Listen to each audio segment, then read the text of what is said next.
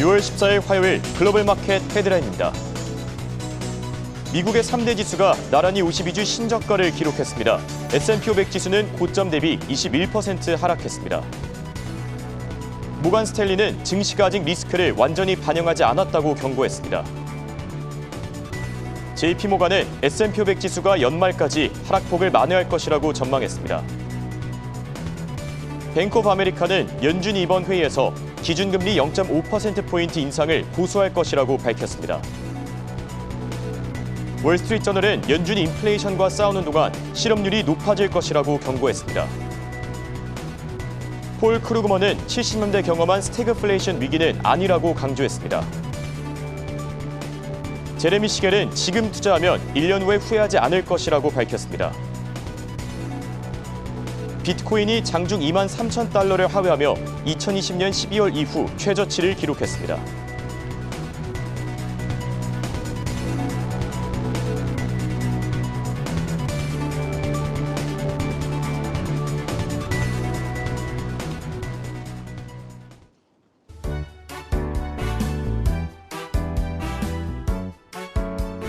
시청자 여러분 안녕하십니까? 굿모닝 환경 글로벌 마켓의 홍성진입니다. 오늘 미국 증시 CPI 후폭풍 여파를 소화하면서 3대 지수 일제히 급락했습니다. 특히 S&P 500 지수가 약세장에 진입하고 미국의 장단기 국채 금리가 역전된 것이 이 경기 침체 가능성을 더욱 키우고 있는데요. 증시 변동성이 확대되는 상황에서 우리는 과연 어떤 마음가짐으로 투자에 임해야 될까요? 굿모닝 환경 글로벌 마켓 지금 시작합니다.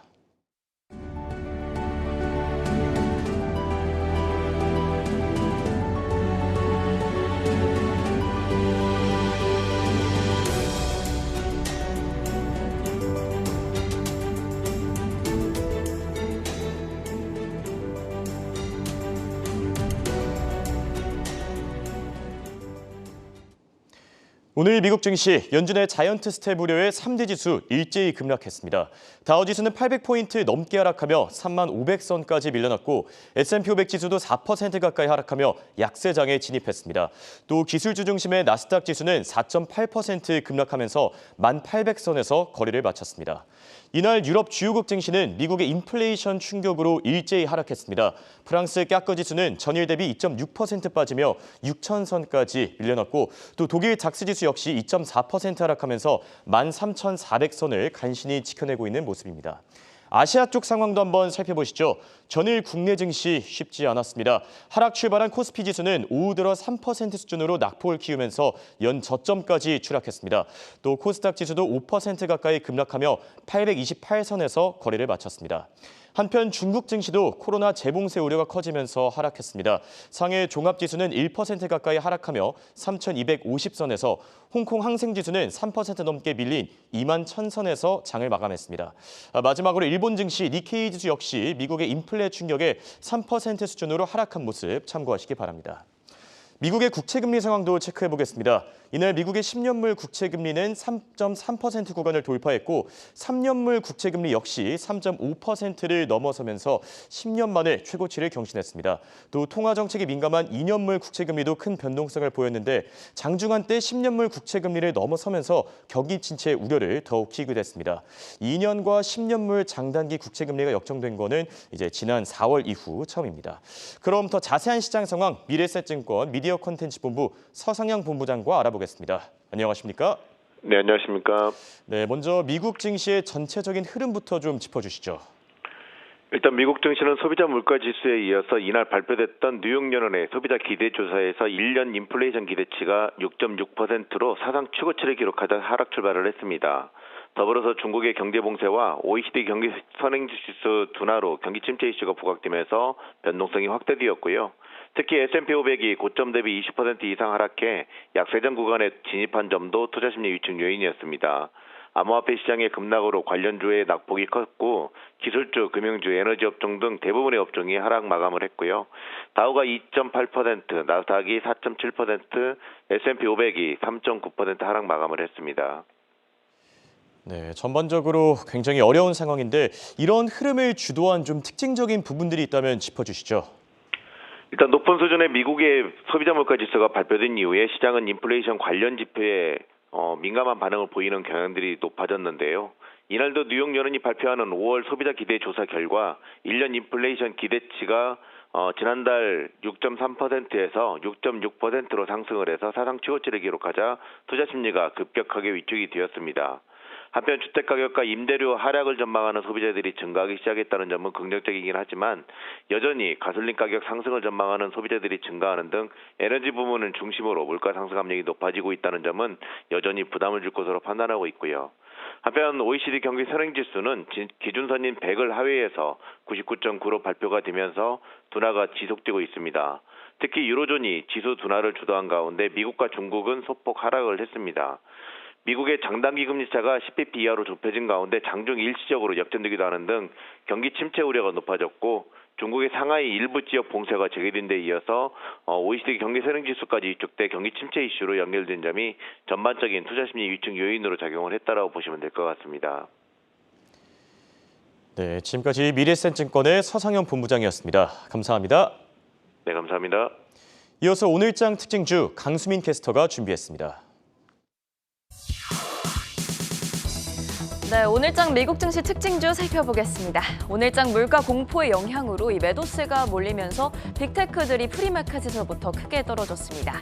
아마존은 5%가 하락했는데요. 한편 아마존은 월마트나 페덱스와의 유통 경쟁이 심화되고 있는 상황에서 올해 말부터 캘리포니아에서 드론 배송을 시작하겠다고 밝혔습니다. 투자 의견도 살펴보면 제프리스는 아마존에 대한 매수 의견을 유지하긴 했지만 아마존의 매출 성장 둔화와 또 영업 이익 감소를 우려했습니다. RBC 캐피탈이 테슬라에 대한 투자 의견을 상향 조정하긴 했지만 이 매도세로 인해서 테슬라도 7%가 빠졌고요. 647달러 선에 마감을 했습니다. 애플도 4% 가까이 크게 빠지면서 131달러에 마감을 했습니다.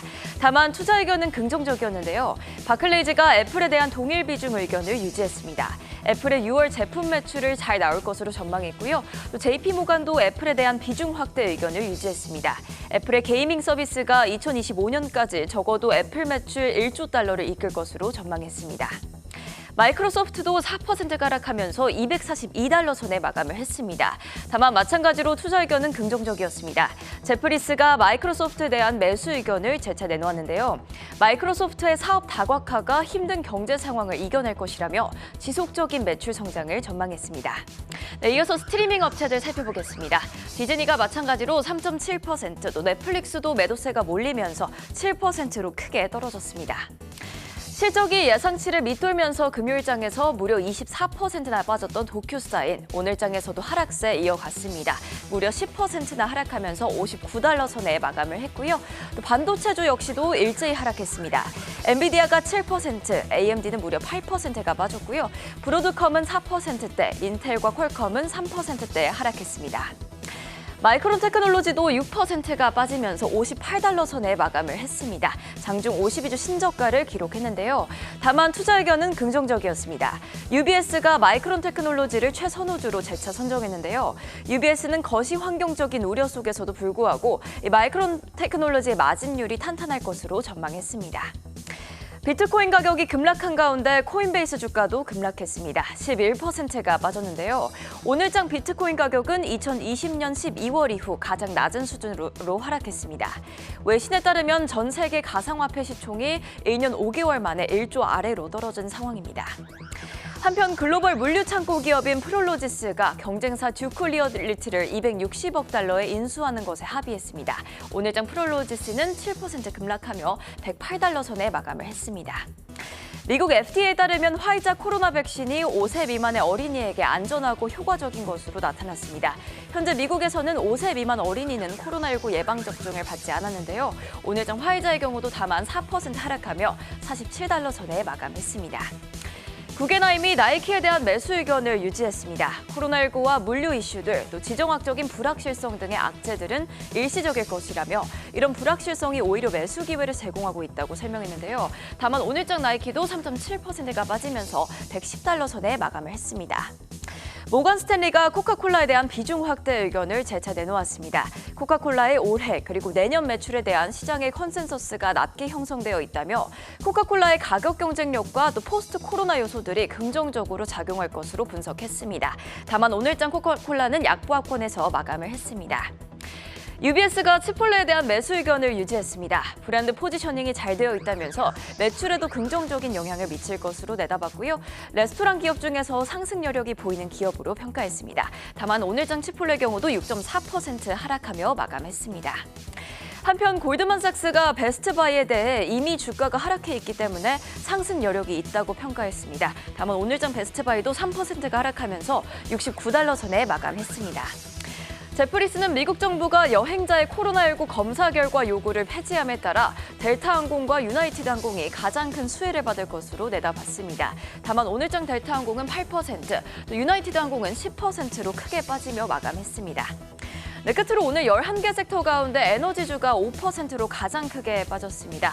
엑스모빌과 쉐보론 주가 흐름 살펴보시면 각각 4%씩 하락하며 마감했습니다. 지금까지 미증시 특징주 살펴봤고요. 원자재 시황은 최보아 캐스터가 전해드립니다.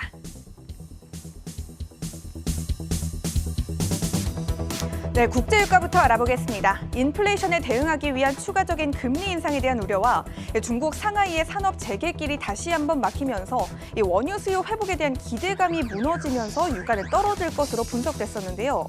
그것보다 공급이 크게 부족할 것이라는 목소리가 더 커지면서 유가는 상승했습니다. 오늘장에서 WTI는 120달러 선에서 브렌트유는 122달러 선에서 거래됐습니다. 미국의 액화 천연가스 수출업체인 프리포트의 터미널 화재 사고로 인해서 유럽 수출 물량에 차질이 생길 것이라는 전망이 나오면서 천연가스는 다시 한번 2%대 떨어졌습니다. 다만 등락을 반복하고 있으니까요. 흐름을 잘 따라가 보시면 좋겠습니다. 본격적으로 농산물 알아보도록 하겠습니다. 먼저 대두입니다. 대두는 신규 판매 계약 건수가 크게 늘어남에 따라서 수출에 대한 움직임이 본격화되고 있고 공급에 대한 우려가 대두되면서 사상 최고치를 기록했었는데요. 그 이후로는 계속해서 약세 흐름을 이어가고 있습니다. 미국 농무부의 보고서에 따르면 올해와 내년의 대두 재고 추정치를 2억 500만 부셸로 하향 조정했는데요. 이와 달리 수출 전망치는 3천만 부셸에서 21억 7천만 부셸로 크게 높였습니다. 여기에 심각한 인플레이션 상황까지 더해지면서 앞으로 대두와 대두유는 반등 국면에 접어들 것으로 분석되고 있습니다. 다만 아직은 최고점의 여파를 소화하는 과정인 것 같습니다. 오늘장에서 대두와 대두유 가격 보도록 하겠습니다. 대두와 대두유 모두 하락했습니다. 대두는 2%대, 대두유는 1% 조금 넘게 떨어졌습니다. 1,708센트와 79센트 선 기록했습니다. 다음은 코코아 알아보겠습니다. 국제 코코아 기구에 따르면 올해와 내년의 전 세계 코코아 생산량의 예상치는 전년 동기 대비 6% 감소한 492만 3천 톤이라고 합니다. 비옥한 재배에 타격을 주는 악천후와 코로나19 팬데믹 등이 수확량에 부정적인 영향을 줄 것이라고 하는데요. 코코아 가격 한번 보도록 하겠습니다. 오늘장에서 코코아 가격 2.43% 정도 떨어졌습니다. 2,373달러 선 터치했습니다. 다음은 귀리 알아보겠습니다. 귀리의 가격을 움직일 만한 소식까지는 없었는데요. 다만 흥미로운 이야기가 있어서 가져와 봤습니다. 영국의 귀리 우유 업체인 마이너 피겨스는 프랑스의 식품 기업인 다논그룹과 그린 먼데이 그룹으로부터 큰 투자를 받았습니다. 귀리 우유는 이제 일반 우유의 대체제 시장에서 적수 없는 존재로 등극했는데요. 향후 5년간 현재 시장의 2배 이상의 가치를 가질 것이라고 평가되고 있습니다. 오늘장 귀리 가격 보도록 하겠습니다. 소폭 올랐습니다. 0.15% 정도 상승했고요. 652센트 선 터치했습니다. 다음은 원목 알아보겠습니다. 원목은 이번 주에 발표될 미국 연준의 FOMC 회의 결과를 주시하고 있습니다. 금리 인상폭이 원목의 가격을 좌우하게 될 텐데요. 향후 주택 시장의 등락 추이를 잘 따라가 보시면 좋겠습니다. 오늘장 원목 가격 보도록 하겠습니다. 4%대 떨어졌습니다. 531달러 선 기록했습니다. 다음은 금속 원자재 알아보겠습니다. 먼저 금입니다. 계속해서 강한 탄력을 받던 금은 연준의 움직임을 주시하면서 떨어졌습니다. 이번 주에 발표될 금리 인상 폭을 지켜보면서 가격의 행보를 체크해 보시면 되겠습니다. 오늘장 금 1,825달러 선 터치했고요. 은 같은 경우도 4% 가깝게 떨어졌습니다. 21달러 선 터치했습니다. 다음은 팔라듐 알아보겠습니다. 팔라듐도 금과 동일한 원리로 움직였습니다. 금리 인상이 다가왔다는 공포감에 달러화가 강세를 보였고요. 따라서 대부분의 금속 원자재 모두 하락세를 면치 못했는데요. 팔라듐 역시 내림세를 보였습니다. 오늘장에서 팔라듐 같은 경우 7% 가깝게 급락했습니다. 6.9% 떨어졌고요. 1,775달러 선 기록했습니다. 다음은 아연 알아보도록 하겠습니다. 아연은 최저점을 찍은 이후에 안정세에 접어든 모습이었습니다. 이 재고량 역시 크게 늘었고요. 이 해당 소식은 하락세를 견인했습니다. 아연 가격 보도록 할게요. 2% 정도 떨어졌습니다. 3,626달러 선 기록했습니다. 다음은 구리 알아보겠습니다. 미국의 5월 소비자 물가지수 CPI가 41년 만에 가장 큰 상승폭을 기록했고 달러화는 강세를 띄었습니다. 따라서 구리 선물 역시 압박을 받는 모습이었는데요. 구리 가격 보도록 하겠습니다. 떨어졌습니다. 2.28% 정도 낙폭을 키웠고요. 4.2달러 선 나타냈습니다. 다음은 알루미늄 알아보겠습니다. 중국 상하이의 재봉쇄령이 내려지면서 알루미늄 시장 역시 자유로울 수 없을 것으로 보여지고 있습니다. 단적으로 말하면 상하이가 다시 한번 락다운에 들어가게 되면 제조업 활동은 급감하게 되고요. 어느 원자재든 최대 수요국 중 하나인 중국에서의 수요가 낮아지게 되면 영향을 받게 됩니다. 알루미늄 가격 보도록 하겠습니다. 2.04% 정도 하락했습니다. 2,638달러 선 기록했습니다. 지금까지 원자재 시황이었고요. 이어서 ETF 시황이 이어집니다.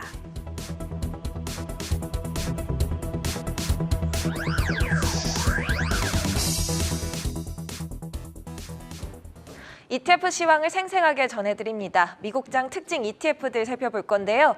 비트코인 선물 ETF와 관련주에 투자하는 펀드가 일제히 굉장히 큰 낙폭을 보였습니다. 그런데 신기하게도 비트코인 투자를 많이 하는 기업들이 모여있는 BTCR은 상승 마감했고요. 또 금리에 해칭하는 ETF는 오늘 올랐습니다. 하나씩 살펴보시겠습니다. 오늘은 하락 ETF를 먼저 살펴보겠습니다. 비트코인 가격이 사흘 동안 20% 넘게 빠지면서 2020년 12월 수준인 23,000달러대까지도 떨어진 바 있습니다.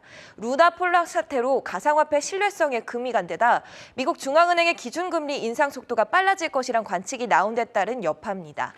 가상화폐 거래소 바이낸스는 비트코인 계좌 인출을 일시 중단하겠다고 밝혔고요. 코인 대출 서비스 업체인 미국 셀시우스 네트워크도 이날 극단적인 시장 여건으로 인해 모든 계좌의 인출과 이체를 중단하겠다고 했습니다. 이에 오늘 비트코인 관련한 ETF들 모두 대대적인 폭락세를 보였습니다. 무려 20% 가까운 낙폭을 보여줬습니다. 대표적으로 발키리 펀드에서 운용하는 BTF 펀드가 있는데요.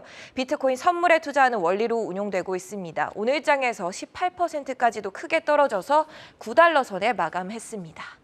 당연하게도 가상화폐에 직접 투자하지는 않아도 가상화폐 거래소나 채굴 사업자, 또 지갑 제조사, 지불 플랫폼 등 가상화폐와 연관이 높은 디지털 자산 기업들에 고루 투자하고 있는 펀드들도 함께 떨어졌습니다. 쉽게 말해서 마치 금맥을 찾아 나선 이들에게 청바지를 파는 기업들에 투자하는 펀드들인데요.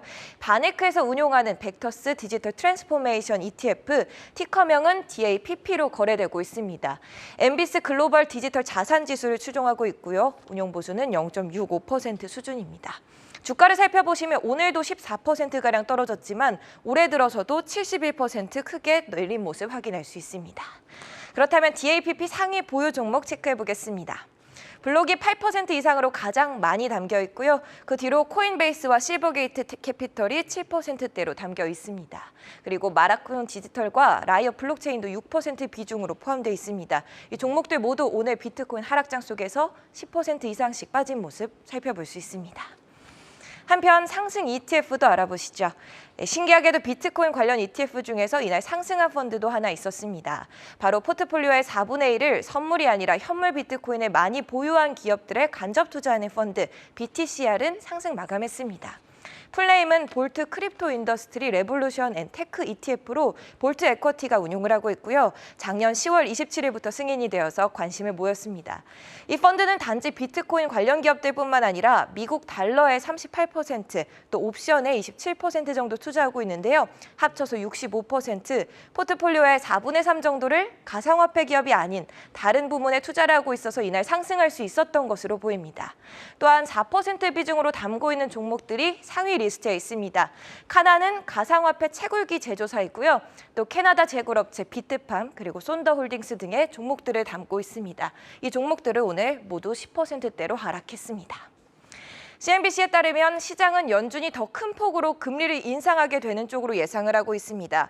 이번 주 FOMC 미팅이 주목을 받고 있는 가운데 50베이시스 포인트가 아닌 75베이시스 포인트의 금리 인상이 가능할 수 있다는 관측이 계속해서 나오고 있는 건데요. 이에 따라 금리 인상의 수혜를 받는 심플리파이의 ETF, PFIX는 오늘 7% 올라서 마감했습니다. 이 펀드는 장기 금리 상승을 해칭하기 위해서 미국 국채와 이에 투자하는 다른 펀드들, 그리고 팁스와 스왑, 금리 옵션 등에 투자하면서 수익을 내고 있습니다. 이날은 8% 이상 상승하여서 62달러 선에 마감했고요. 올해 들어서도 66%, 또 1년 동안은 39.2% 상승해 있는 모습입니다. 지금까지 ETF 시황이었습니다. 현명한 투자하시기 바랍니다.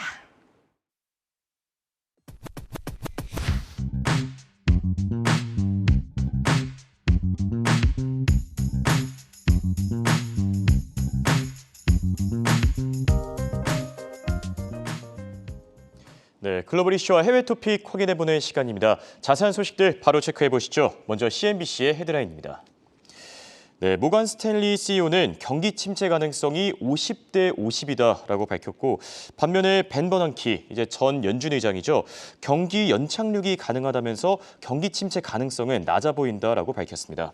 마지막으로 뱅크 오브 아메리카는 미국 연준이 6월 FOMC 회의에서 0.5%포인트 금리 인상을 고수할 것이다라고 밝혔는데, 그러니까 자이언트 스텝 대신에 이 빅 스텝에 나설 것이다. 어제 바클레이즈와 이제 제프리스는 자이언트 스텝을 예상했는데 조금 다른 결로 바라보고 있다라고 해석할 수 있겠죠.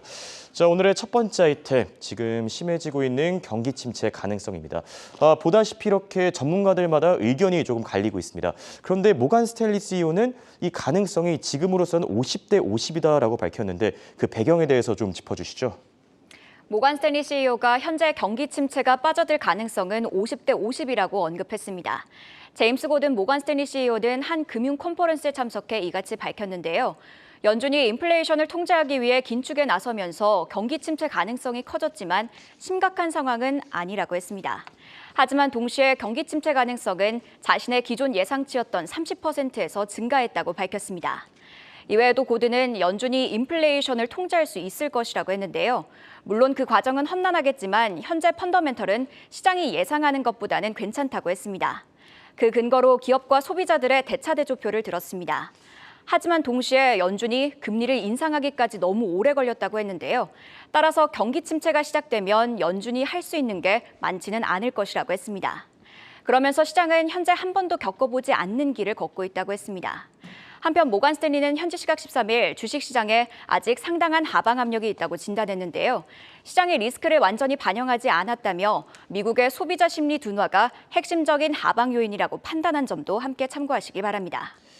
네, 6월 FOMC 회의에서 과연 어떤 결과들이 나올지, 이 지금 좀 어렵고 변동성이 큰 증시를 어느 정도 좀 해결해 줄 수는 있을지 관심이 모이고 있는 상황이고요. 다음은 블룸버그의 헤드라인입니다. 네, 가상화폐 소식도 체크해봐야 되겠습니다. 비트코인이 장중한 때 23,000달러 아래로 무너지면서 1년 4개월 만에 최저치를 기록했습니다.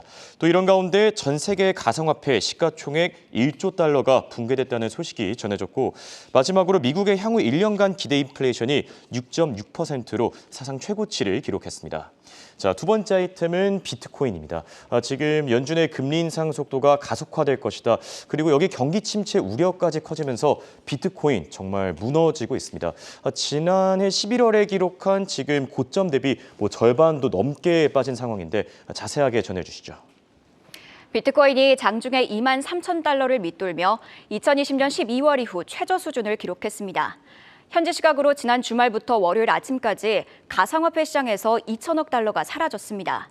비트코인의 경우 2021년 2월 이후 처음으로 시가총액이 1조 달러 밑으로 떨어졌는데요. 블룸버그는 인플레이션을 잡기 위해 연준이 공격적으로 금리를 올릴 것으로 전망되자 비트코인이 크게 빠졌다고 분석했습니다. 이런 거시적인 요인 외에도 셀시어스의 가상화폐 인출 중단 또한 비트코인 하락에 영향을 줬습니다. 셀시어스는 가상화폐 대출 플랫폼인데요. 가상화폐를 맡기면 기관 투자자 등에 대출을 해주고 플랫폼 이용자에게는 약 18%의 수익률을 보장하는 구조를 가지고 있습니다. 셀시우스는 단기적인 시장 여건을 이유로 들며 가상화폐 인출과 이체를 전면 중단한다고 했습니다. 세계 최대 가상화폐 거래소인 바이낸스도 비트코인 인출을 일시 중단했는데요.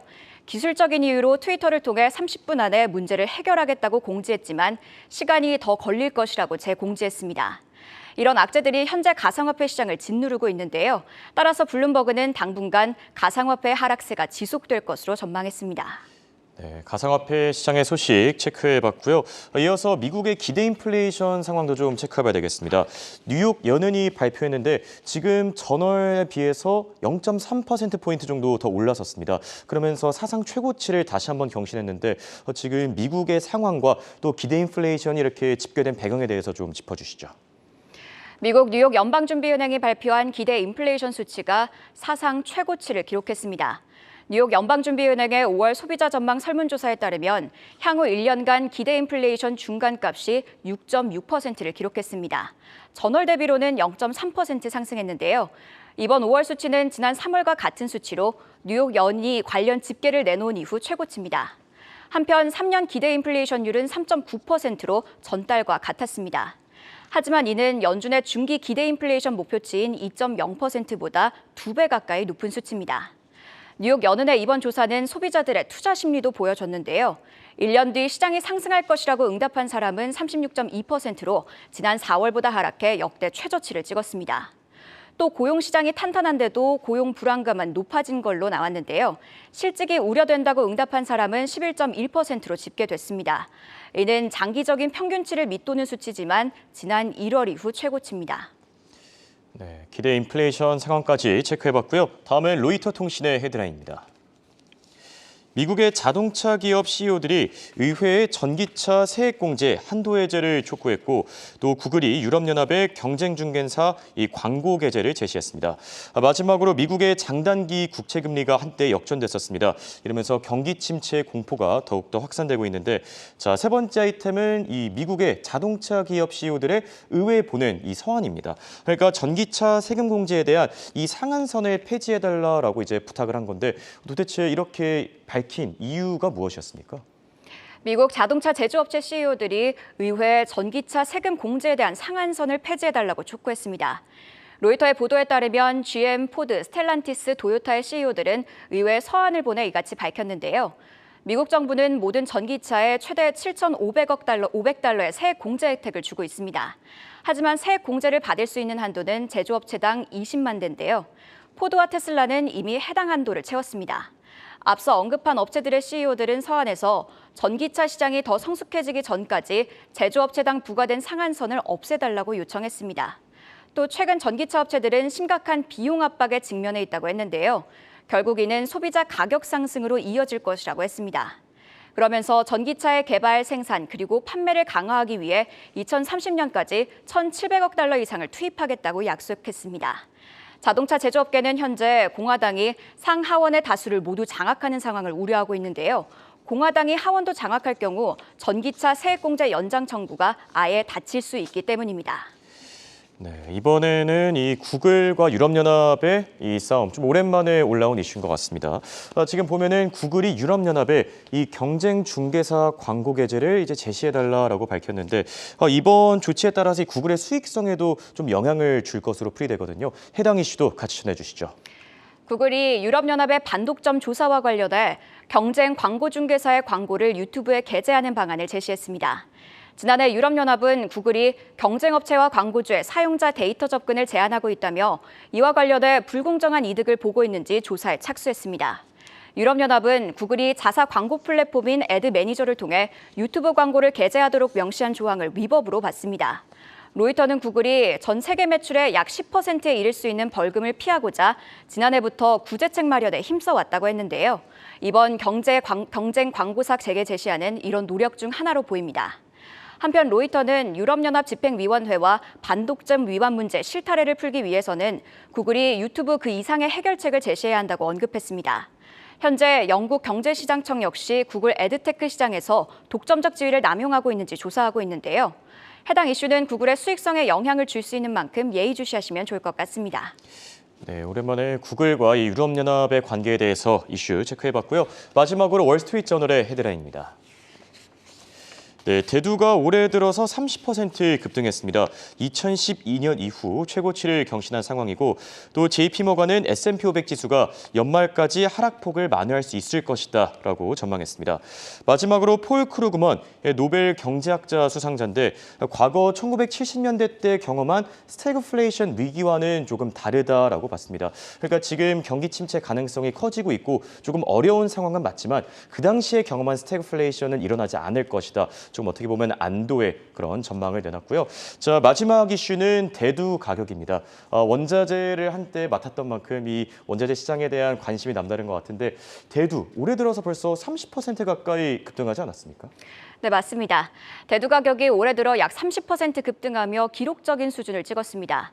시카고 상품거래소에서 거래되는 대두 가격은 지난주 목요일장에서 부실당 17.69달러를 넘기며 2012년 9월 이후 최고치를 찍었습니다. 금요일장에서는 소폭 하락 마감했지만 가격은 여전히 높은 수준에 머물러 있습니다. 대두는 러시아와 우크라이나 전쟁으로 가격이 급등했는데요. 월스트리트저널은 대두가 밀과 옥수수보다는 덜 주목을 받고 있지만 대두 가격 상승의 파급력은 전 세계 식량과 연료 공급망에 영향을 줄 것이라고 했습니다.